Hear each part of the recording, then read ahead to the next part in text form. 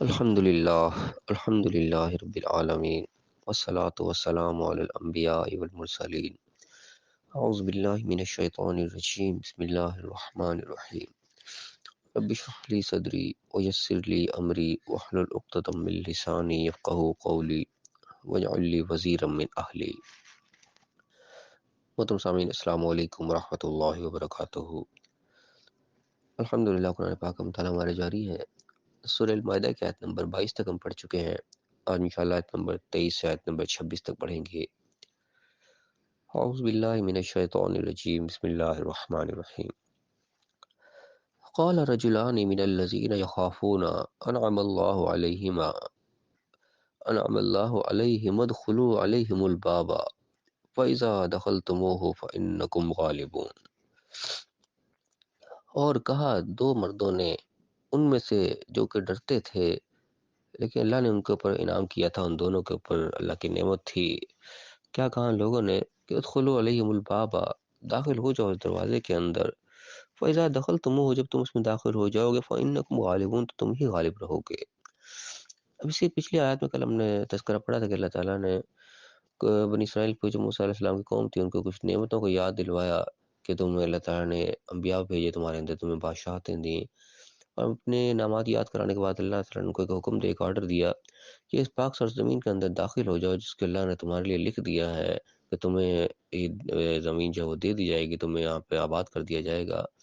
اور اپنے ایریا کے بل واپس نہ پھرنا اس راستے کے اوپر جہاں سے اللہ نے تمہیں نکالا ہے، تم پہ انعام کیا ہے۔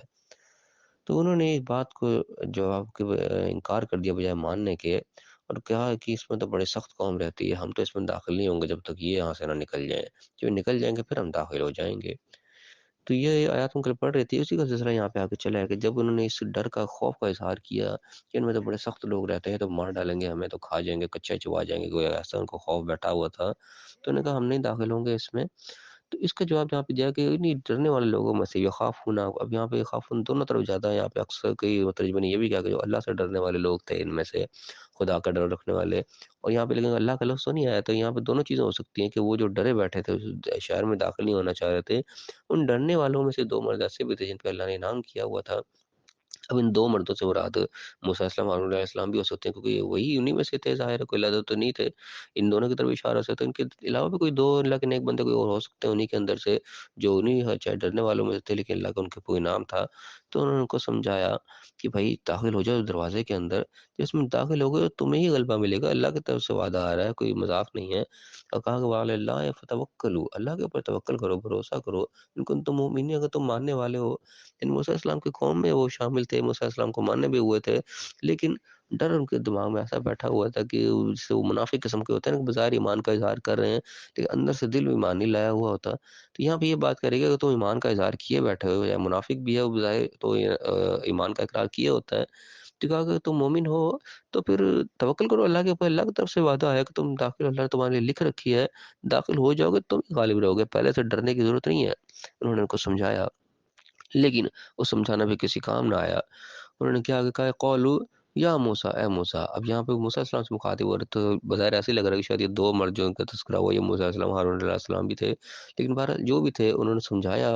لیکن سمجھانے کے بعد انہوں نے وہی جواب دیا، قولوا، کہنے لگے، یا موسیٰ،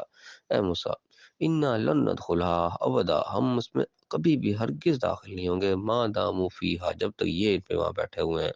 فذهب انت وربک، تو جا، تیرا رب جا، فقاتلا، تم دونوں لڑو، انا ہا ہونا قائدون، ہم تو یہیں بیٹھے۔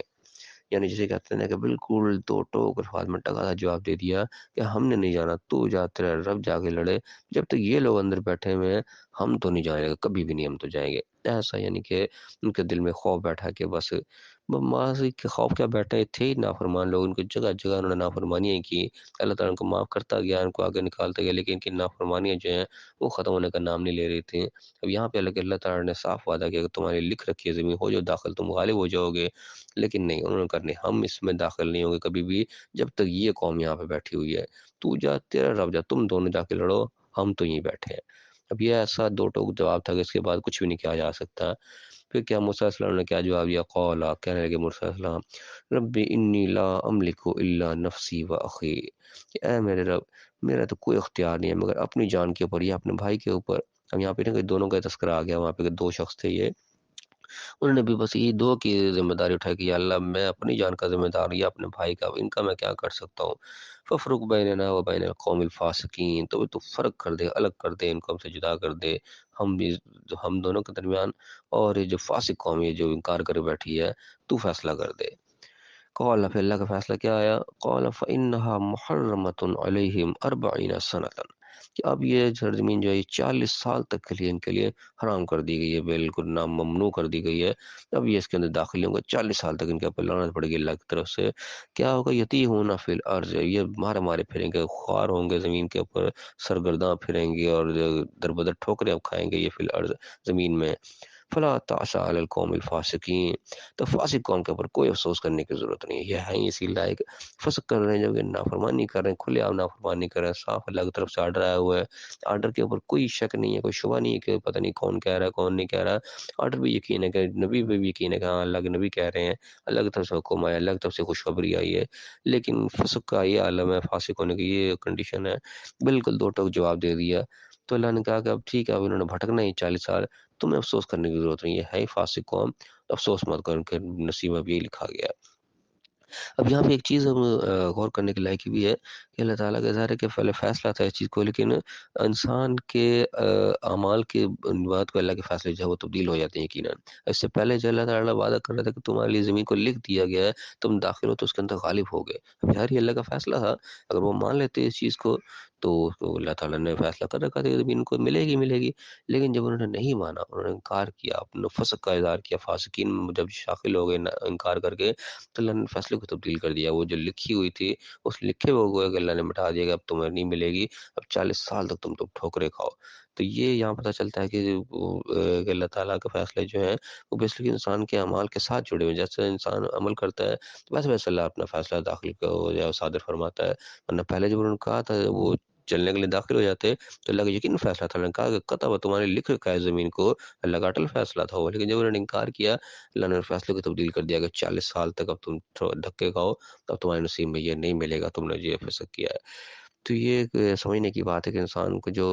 حکم اللہ کے سامنے، جو اللہ کا حکم ہمارے سامنے واضح ہو جائے، اس کے بعد کوئی انکار نہیں کرنا چاہیے، انکار کرنے کے بعد اللہ تعالیٰ پھر اپنا جو ہے فیصلہ وہ تبدیل کر دیتا ہے، اللہ نے ایک تمہارے لیے انعام رکھا ہوا ہوتا ہے دینے کے لیے، کہ ہم جب وہ خود پیچھے ہٹ جاتے ہیں تو وہ انعام اللہ تعالیٰ ہم سے پیچھے کر دیتا ہے، اس کے بعد پھر انسان کے مقدر میں ٹھوکریں لکھ دی جاتی ہیں، پھر سزائیں انسان کو پھر وہ کیا کرنا چاہیے کہ دھکے کھانے پڑتے ہیں ادھر ادھر، پھر وہ چیز نہیں ملتی جو اللہ نے دینی ہوتی ہے۔ تو اللہ تعالیٰ ہمیں صحیح عمل کرنے کی توفیق عطا فرمائے، جو حق ہمارے سامنے واضح ہو جائے، جو بات ہمارے سمجھ میں آ جائے کہ ہاں یہ بات اللہ کی اس طرح ہی ہے، اس کے بعد ہمیں پھر پیچھے نہیں ہٹنا چاہیے۔ اللہ تعالیٰ ہمیں توفیق عطا فرمائے کہ جو حکم ہمارے سامنے واضح ہو اس کو ہم اسی طریقے سے عمل کریں جیسے اللہ تعالیٰ کا حکم ہو، جیسے اللہ چاہتا ہے، جیسے اس کا منشا، اس کی مرضی ہے، اس کے مطابق ہم عمل کریں۔ اللہ تعالیٰ ہمارے عمل کو قبول فرمائے، ہمیں صحیح سمجھنے کے، صحیح عمل کرنے کی توفیق عطا فرمائے، اور دنیا اور آخرت دونوں جگہ کامیاب فرمائے، آمین۔ وآخر دعوانا الحمد للہ رب العالمین۔